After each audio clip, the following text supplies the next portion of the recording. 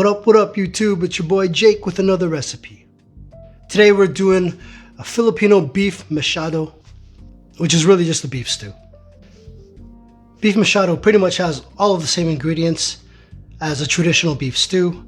Beef, carrots, potatoes, onions, mushrooms if you want, garlic, just a few other ingredients added to it to make it uniquely Filipino. And you have a dish you could pull off any night of the week with a bowl of rice. Fantastic eats if you ask me. Let's get to it. Beef mechado.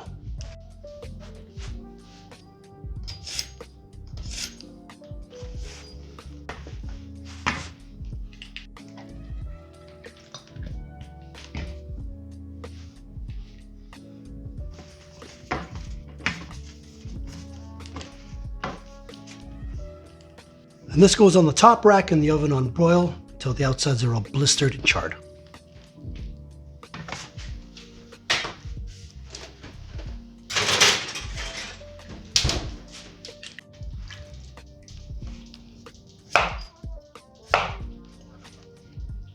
That's it. Keep them big. Gonna keep the sizes of the potatoes pretty consistent. Get them back in the water so they don't oxidize. All right, so I've chopped these up into big pieces. Okay, and let them sit in some water.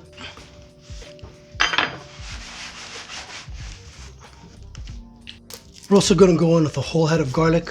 I'm not gonna chop this. I'm just gonna throw this completely into the pan and let that do its thing. All right, so here we got some beef chuck that I got from Costco. I stuck it into the freezer so that it's a bit easier to cut. Just gonna take this baby out.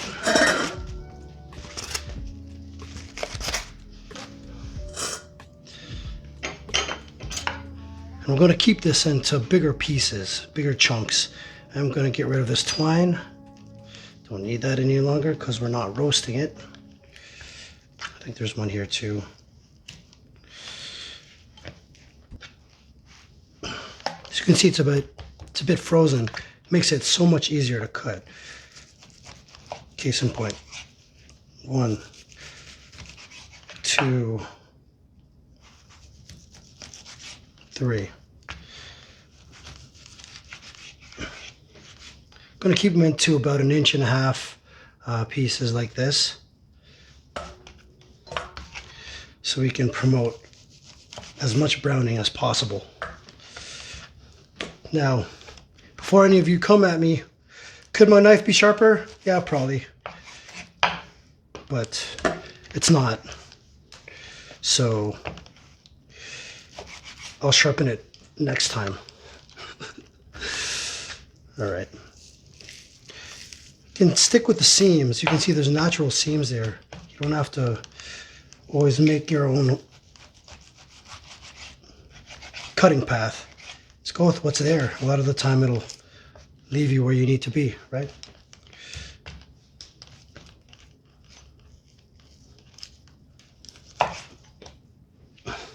This leads me to where I need to be. Just gotta chop up an onion.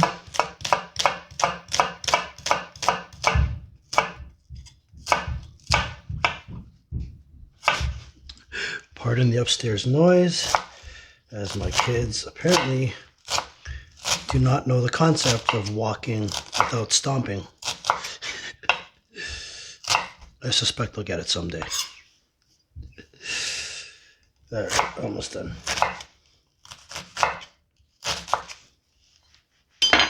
Okay, so it's been about 20 minutes, and as you can see, it's no longer hot. You can just take the peels right off with no fuss and no mess. You also get all the caramelized flavor of the pepper on the underneath, a little bit of the char. It's a little bit smoky. Beautiful flavor to add to beef mechado, which is typically not using roasted red peppers. Now, truth be told, the reason why I'm roasting these red peppers as opposed to putting them in is because my kids do not like the flavor of, and the texture of many vegetables in their stew. So I'm helping them out by taking off the skins, breaking down the vegetables, and I'm going to try to get these as minced up as possible and part of the sauce. Just give me a sec while I wash my hands here. Okay, so here we are with the peppers. Split that open. I'm going to expose all of this stuff. Really just going to remove it because it's pretty much done its thing. Get that in the compost. Scrape away some of those babies. I'm going to do it again.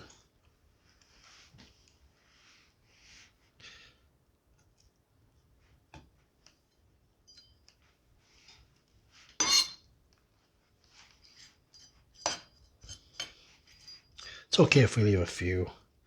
I'm not going to fuss about it, and it'll probably get lost in the overall sauce, but I'll do my best to get as many of those things off of there.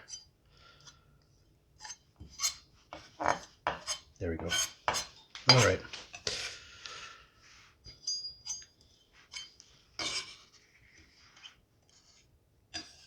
The rest I can survive with. The rest I can deal with, sorry. Okay. So here we are, our roasted and beautiful roasted red peppers. Just going to really just chop them up with no rhyme or reason, just to get them into workable chunks. And we're just going to chop it. I could throw this into the food processor, which was something I was considering in the beginning, but I really don't feel like washing my food processor or my blender, so I'm just going to do it by hand. As you can see, these are very soft, and with some elbow grease, you can get them small enough to get into the sauce where they'll break down completely and be, for the most part, indetectable or indiscernible with whatever else is going on in the sauce. Beautiful. It's already becoming mush.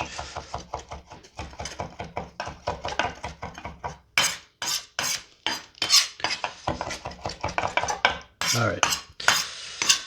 I'm happy with that for now.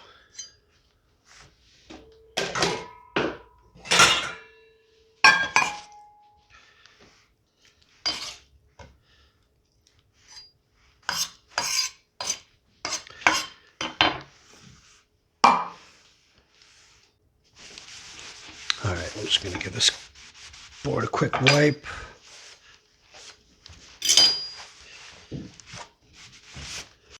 All right, so we're just about to get browning the meat and some of the veg.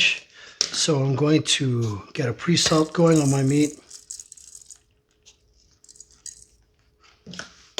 Just help the browning along in the process.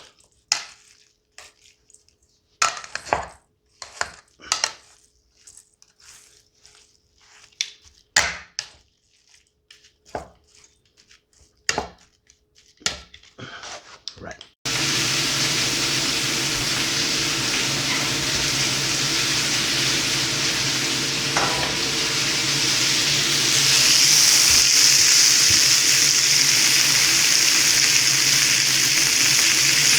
Alright, so we're just going to get a flip on some of these guys. You see the hard sear we've achieved? Ooh, that's darker than I'd wanted, but it's okay. That's going to add some serious flavor. As you can see, they're not all like that, which is good. And I don't want them all to be seared.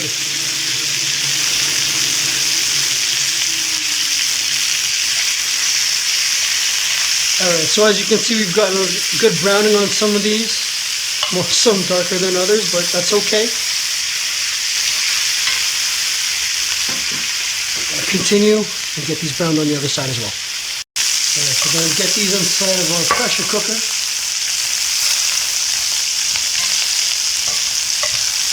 You know we love our pressure cooker around here.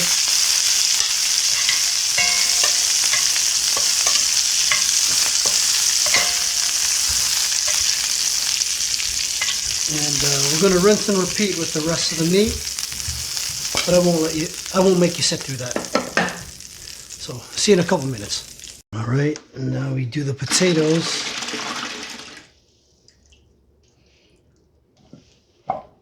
Now an important step for the potatoes is to dry them.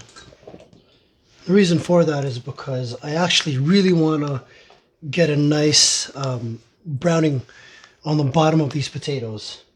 I don't know if you've ever seen a fondant potato before, but when you make fondant potatoes, usually very well brown one side, the bottom side. They're really pretty potatoes, so we're going to sort of mimic that and try to get that same effect with our potatoes, where one side, probably the most flat side, is going to have a nice brown crust on it. Should add some flavor and also a little bit of texture and to our stew, and it should look really nice as well. All right, so as you can see, on the bottoms of these potatoes, they're nicely caramelized and browned. That's exactly how I want them.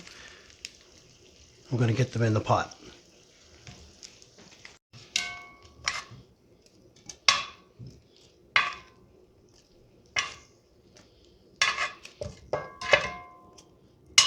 I want to be a bit gentle so we don't break them. Look how pretty that is. Nice. All right. While we're doing this, we'll go get the carrots as well. And in goes the carrots. Now we're on to the sauce. We're going to get the onions in the pan. We're going to caramelize those. We're going to build a roux on top of it with some tomato paste and some flour. We're going to deglaze with some red wine, a little bit of beef stock, get everything into the pressure cooker and pressurize that. Let's get into it. All right, we've got some good browning happening on those onions. We're going to go in with the tomato paste.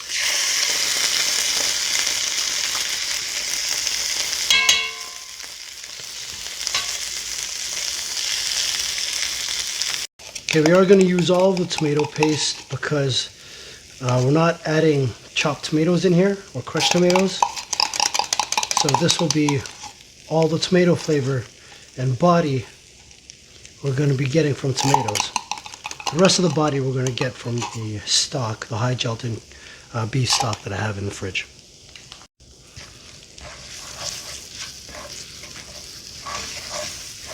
I'm going to get this back on the stove to brown. When it gets to about like a dark red, maybe like a brick red color, then we'll continue. All right, so now that we've toasted this tomato paste, built a little bit of a fond on the bottom, we're going to go in with a bit more oil. Seems like a lot, but it's not, because we're building a roux. Okay, we're building a sauce on top of this. Note, this is not a traditional step in beef Mechado. Okay, this is an added step that I've created because I want a very nice and luscious gravy-like sauce.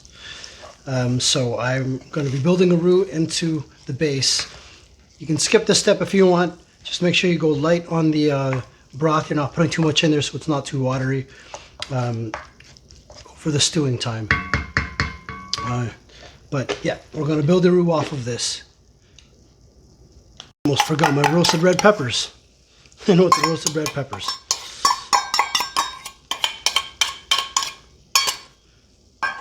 We do want to add them now so that they break down into the sauce. And then with the flour, a little bit of paprika. We deglaze with some red wine.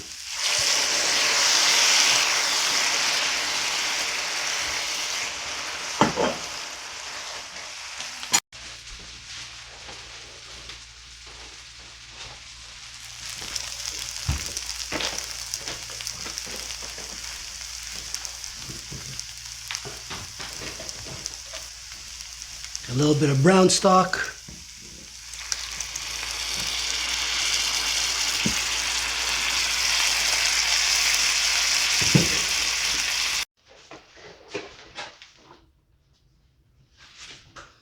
And everything in the pot.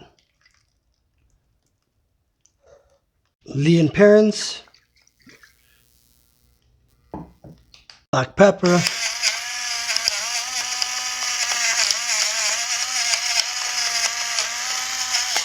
fish sauce, of course, a little bit of rock sugar to balance out all of that saltiness.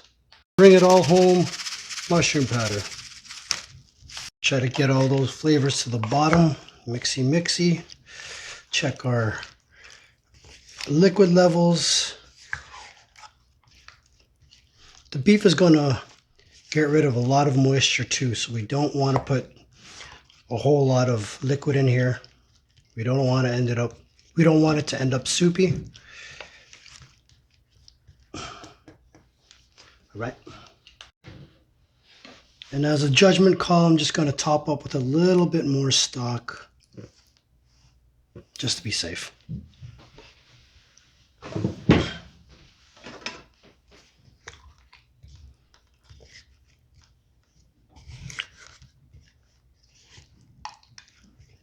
Beautiful.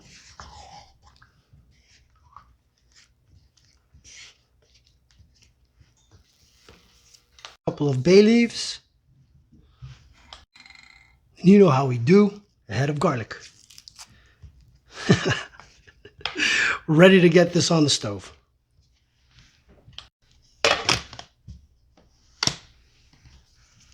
Let's go.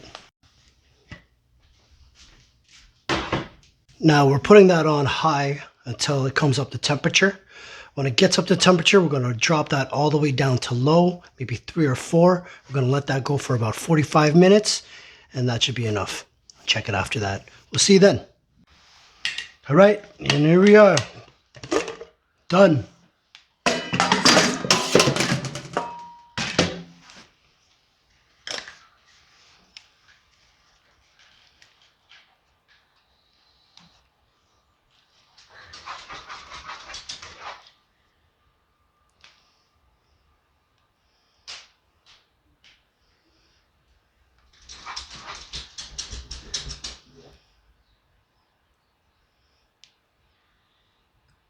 Oh.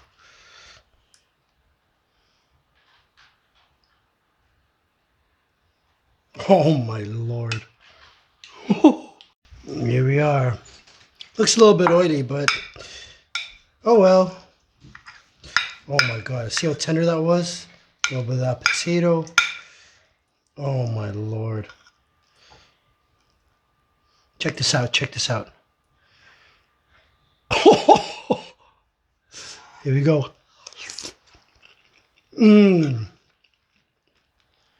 That is crazy.